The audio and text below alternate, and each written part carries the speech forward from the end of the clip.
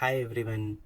So last video we see that means how we can integrate the macro with the Blue Prism, right? So today means this video we will try to learn means let's suppose the parameter we required as a input, right? So how we can pass that one and how we can trigger that one from Blue Prism. So the main motive of this video, we need to understand that how we can pass that parameter. So let's see that how we can look into that one. We'll go one by one, step by step. The last video we'll take the same example and we'll look into that one.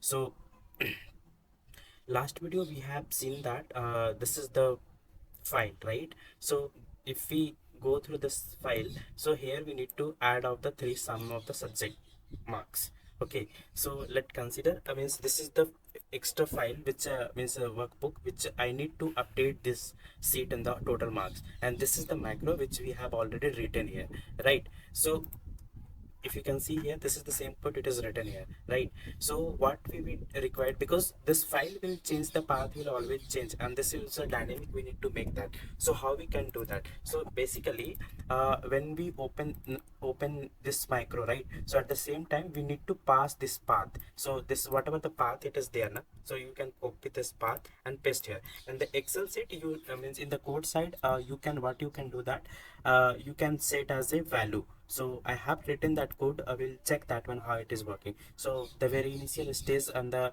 we kill that excel, create the instance and open the workbook. Open the workbook means here we are opening the macro workbook, right?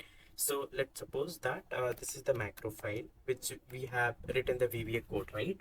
So this is the VBA code and this is the path which I have provided here. Okay, then after we need to show them, and the cell we have set the path, right? So if you see, this is the desktop path and we have set this path. So this is the path where we need to modify that one. So we have passed this path, and then after we have passed the macro details. So if you see here the macro details, what is the macro details here? In the last video I tell you means how we can do that one, right?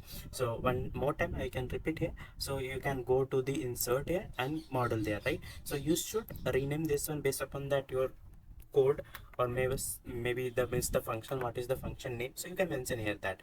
So why we are required here? Because if you paste here this code, then it will not work. We required in the paste on the model section. So this is the model name, and this is the macro name.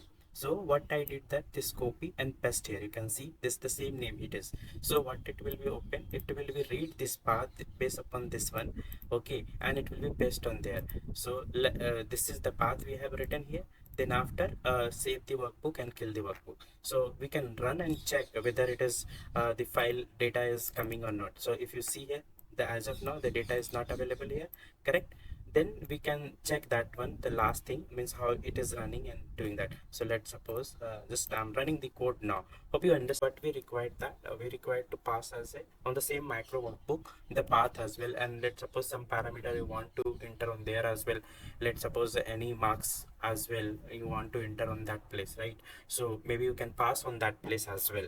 So let's run this one and we can see that how it works. Okay, so let me run this one. So it will be go on there, create instance and run this one. Okay, so now we can open this one and check that one. Okay, so you can see here, this is the total marks it is coming. Hope you understand these things, means how we can pass the input parameter on the macro. So what I did that, we have passed the same macro works with the path. So similar way, if you want to pass the other parameter and read this one, so you can pass here, automatically trigger the